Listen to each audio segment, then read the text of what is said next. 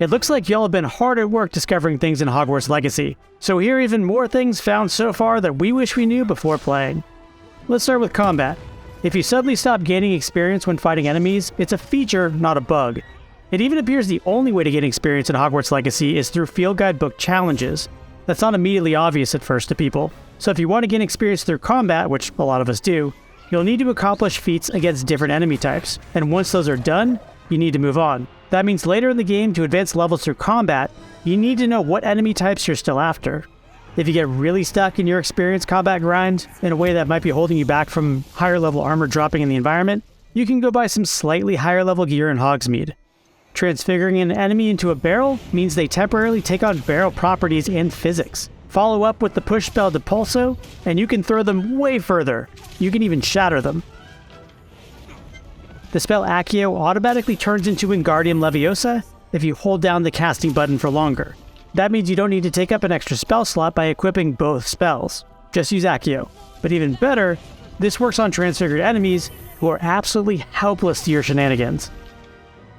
The Collections tab in the menu will tell you an enemy's weakness. For example, Poacher Animagus can be forced out of their wolf form with a transformation spell. You were paying attention in Dark Arts class, right? Trolls can be cheesed pretty easily by placing a tree between you and them or by going into a nearby hallway. They stay in very confined areas and won't follow you.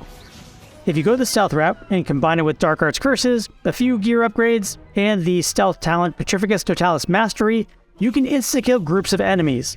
There are also some crazy one-shot stealth builds people have made videos about with talent upgrades stacking 3 deep on armor, and these can pretty much instantly kill anything in the game. Consider this build if one of your kids are playing the game and they're not quite as good at combat.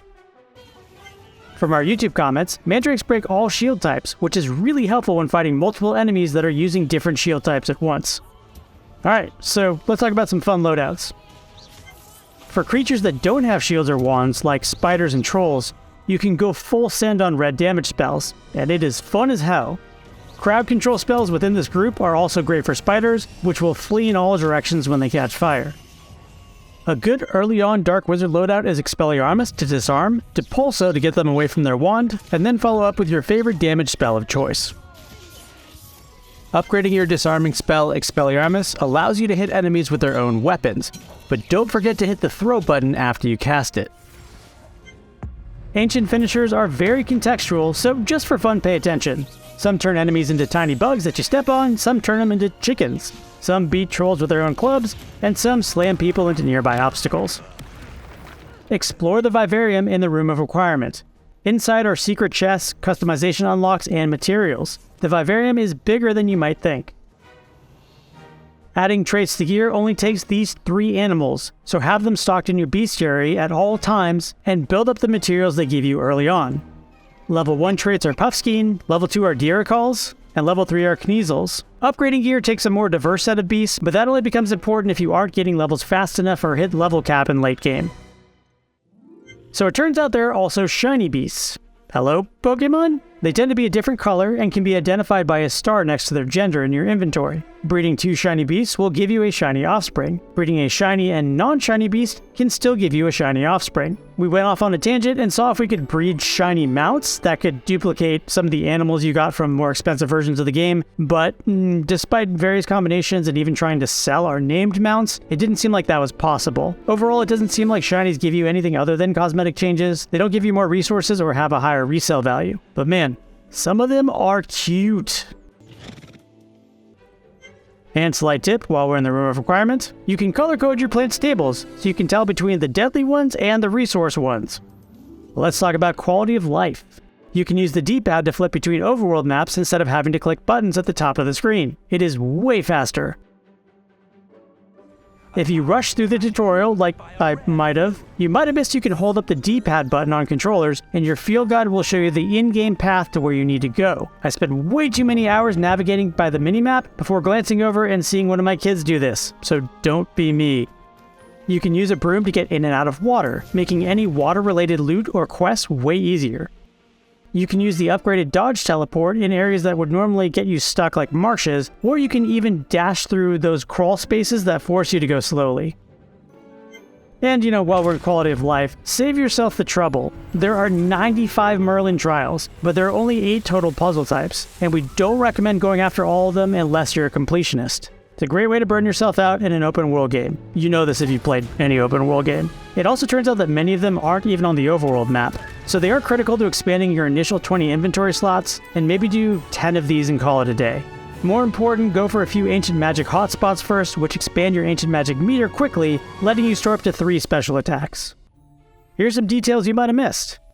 Just like the book, the Hufflepuff common room will really spray you with vinegar if you're not part of that house and you try to get in. From the Slytherin common room, you see merpeople off in the distance, and shooting the glass will anger the lake's resident giant squid. There's a musician in Hogsmeade who shows up in other locations, and the more you tip him, the bigger his band will grow. And sometimes dragons will show up in the world. We've been told they show up on your map also, and you can select them and then path your way to them. I couldn't personally reproduce this, but I've seen a couple of YouTube videos about it. And let's get into some miscellaneous fun things. What does the sorting hat actually do?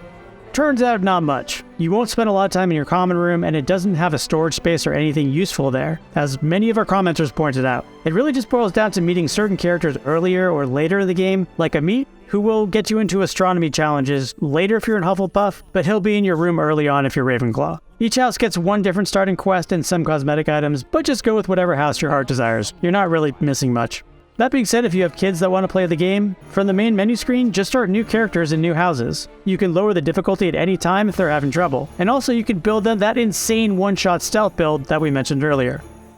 And finally, of course, on PC, people are already modding the game, so prepare for Thomas the Tank Engine to haunt your dreams. And no, that is not a bogger. I'm not sure if this is appropriate, but it is highly hilarious. There's also Dobby with a Glock. So let's keep going. What did we miss that you found playing Hogwarts Legacy? Let us know in the comments below, and thanks for watching. Hogwarts Legacy is developed by Avalanche Software, a subsidiary of Warner Bros. Interactive Entertainment. The game has been embroiled in controversy due to transphobic remarks from Harry Potter author J.K. Rowling. Although she is not personally involved with its development, she stands to profit from its success. For more on this, please see this video's description for a link to our in-depth article on how Rowling's comments have impacted the trans community. In this article, you will also find links to trans creators you can support, as well as charities you can donate to.